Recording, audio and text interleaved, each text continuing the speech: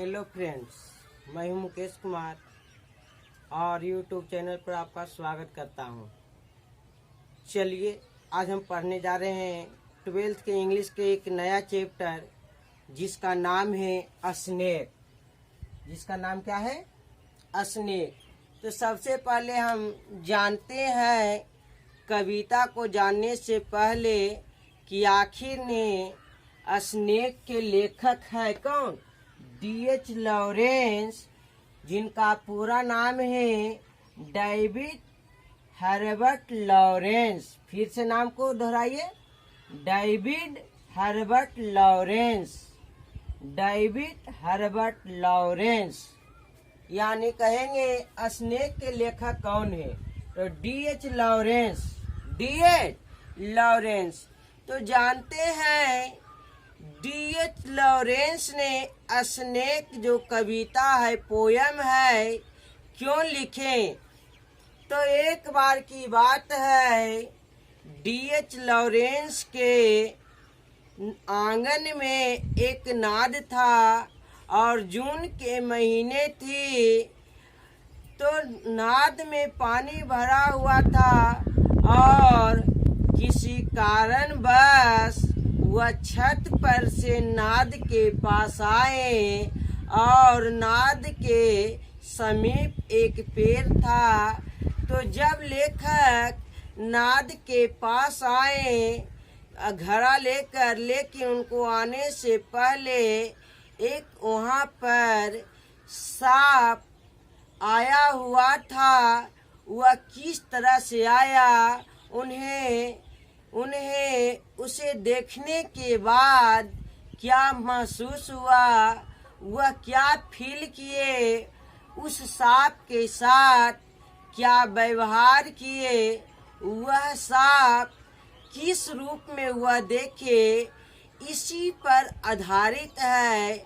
और उन्होंने इस सांप को देखने के बाद एक पोयम लिखे जिसका नाम है स्नेक।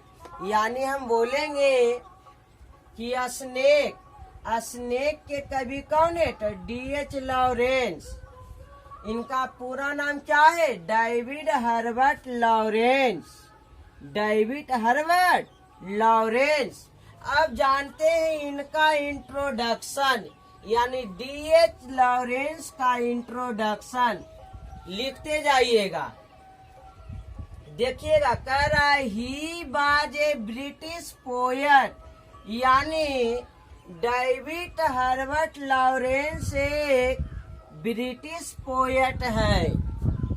डेविड हर्बर्ट लॉरेंस यानी D.H. लॉरेंस एक ब्रिटिश पोएट है। He was also English writer, poet, novelist, playwright, short story writer, imagist. कह रहा है ही वाज, हुआ एक ब्रिटिश पोएट तो है, लेकिन इसके अलावा ही was also English writer, poet यानी कवि, नॉवेलिस्ट का मतलब उपन्यासकार, प्लेराइट का मतलब पत्रकार, शॉर्ट स्टोरी राइटर का मतलब कहानीकार, इजिस्ट का मतलब निबंधकार। लिख लीजिएगा, फिर हिंदी कर देंगे।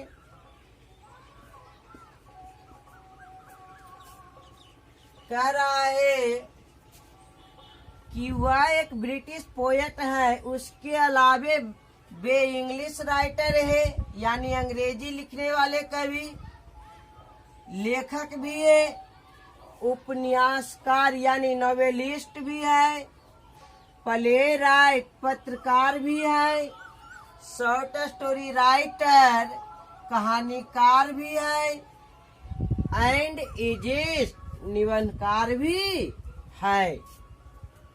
देखिए आगे, ही वाज बॉर्न, बॉर्न का मतलब जन्म, उनका जन्म। कह रहा है ऑन 11 सितंबर 1885 यानी डीएच लॉरेंस का जन्म 11 सितंबर 1885 ईस्वी में हुआ इन ईस्टवुड नॉटिंघमशायर मीनिंग टाउन। कह रहा है कि डीएच लॉरेंस का जन्म 11 सितंबर 1885 ईस्वी में हुआ। 11 सितंबर 1885 ईस्वी में हुआ और करे ईस्टवुड नामक शहर के एक छोटी सी बस्ती नॉटिंघमशायर में हुआ।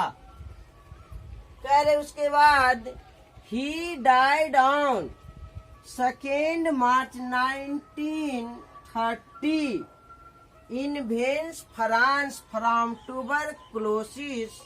ट्यूबरकुलोसिस का मतलब होता है क्षय रोग। एट द एज ऑफ 44 कहते हैं उनका मृत्यु यानी डीएच लॉरेंस का मृत्यु 2 मार्च 1930 ईस्वी को हुआ। तो कहाँ हुआ? वेन्स में। वेन्स एक शहर है जो पड़ता है कहाँ पर? फ्रांस में। फ्रॉम ट्यूबरकुलोसिस यानी किस रोग से? तो ट्यूबरकुलोसिस के कारण। कितने वर्ष की आयु में? 44 वर्ष की आयु में। फिर कहते ही पब्लिश्ड यानी प्रकाशित किए मेनी नॉवेल्स उपन्यास एंड पोएट्री वॉल्यूम्स। वॉल्यूम्स का मतलब खंड, पोएट्री मतलब कविता। ड्यूरिंग मतलब के दौरान। हिज लाइफ टाइम जीवन काल। तो आगे देखिएगा Hindi. He published many novels and poetry volumes during his lifetime. उन्हें अपने जीवन काल में बहुत सारे नॉवेल्स यानी उपन्यास एंड पोएट्री वॉल्यूम्स यानी नॉवेल्स और कविताएं लिखे। ठीक, चलिए आगे जानते हैं इन्होंने कौन कौन सी कविताएं और नॉवेल्स लिखे हैं इसके बारे में। देखिए डीएच लॉरेंस ने अपने जीवन काल में कौन कौन से नॉवेल और कविताएं लिखे। तो पहला है वुमेन इन लव। यह एक नॉवेल है। कहेगा women in love is written bye यानी किसके द्वारा लिखा गया? तो डीएच लॉरेंस के द्वारा। द रेनबो किसके द्वारा? डीएच लॉरेंस के द्वारा। सन्स एंड लव किसके द्वारा? डीएच लॉरेंस के द्वारा। और ये हमारा एग्जाम में आता है कि sons and lovers is written by तो D H Lawrence. Lady Chatterley's lover यह भी नॉवेल है, इसका भी लेखक है डीएच लॉरेंस। आगे जानते हैं but is best known for his infamous Lady Chatterley's Lover. लेकिन वह सबसे ज्यादा जाने माने यानी प्रसिद्ध हो गए जब उन्होंने लिखे थे एक नॉवेल लेडी चैटरलेज लवर। तो इस नॉवेल के कारण उनका नाम ऊपर बढ़ गया यानी वह फेमस हो गए। फिर आगे जानते हैं इनके पेरेंट्स। पेरेंट्स का मतलब माता और पिता। तो ये जानते हैं पहले मम्मी के बारे में। कह रहे पेरेंट्स का मतलब मदर यानी माँ। तो उनकी माँ का नाम था लाडिया लॉरेंस। माँ का नाम था लाडिया लॉरेंस। फिर से ध्यान दीजिए, माँ का नाम है लाडिया लॉरेंस करा she belongs to a middle class family. कराए लाडिया लॉरेंस एक मिडल क्लास फैमिली से बिलोंग करते थे। फिर कहते she worked in the lace making industry to supplement income. करें उन्होंने घर को चलाने के लिए यानी मिडिल क्लास फैमिली से गुजरने के कारण वह अपने घर को चलाने के लिए लेस मेकिंग इंडस्ट्री में काम करते थे। आइए अब जानते हैं इनके पिता के बारे में। फादर, इनके पिताजी का नाम था यानी D.H. लॉरेंस के पिताजी का नाम था अर्थुर जॉन लॉरेंस। और आगे जानते हैं D.H. Lawrence was the fourth son of Arthur Lawrence. करे कि D.H. लॉरेंस अपने पिता के चौथे संतान थे यानी चौथे पुत्र थे। चलिए आगे जानते हैं D.H. लॉरेंस ने स्नेक क्यों लिखे यानी थीम ऑफ द पोयम यानी कविता की विषय यानी क्यों लिखे। तो कह रहा है this poem is set in the poets backyard. Backyard का मतलब होता है पीछे वाली आंगन या आंगन भी बोल सकते हैं।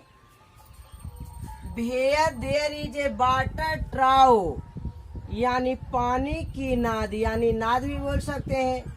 When the poet goes to the trough to feel a pitcher. Pitcher का मतलब घड़ा होता है। विथ वाटर फॉर हिज आवन, आवन का मतलब अपना। Work use he saw a snake which has come to the trough before मतलब पहले, ही मतलब उसे। तो आइए इसका हिंदी जानते हैं कि क्यों लिखे। आखिर ने वह स्नेक ही क्यों लिखे। स्नेक में क्या था कि वह स्नेक लिखे। तो आइए देखते हैं स्क्रीन पर। करा this poem is set in the poets backyard यानी स्नेक जो कविता है यह लेखक की आंगन की सेट है यानी लेखन की आंगन की कहानी है। Where there is a water trough जहाँ पर एक पानी की नाद रखी हुई थी। When the poet goes to the trough to fill a pitcher with water for his own work use यानी कहते हैं जब लेखक नाद के पास जाते हैं एक घड़ा भरने के लिए अपने काम में उपयोग करने के लिए, then he saw a snake तब वह एक वहाँ सांप को देखते हैं। Which has come to the trough before him वह सांप उनको आने से पहले वहाँ पर पहुँच चुका होता है। तो उस सांप के बारे में वह क्या कहते हैं, उसके साथ क्या व्यवहार करते हैं, उसको किस रूप में देखते हैं, यह चीज को दर्शाते हैं लेखक यानी D.H. लॉरेंस। और वह लिख देते हैं एक कविता जिसका नाम है स्नेक।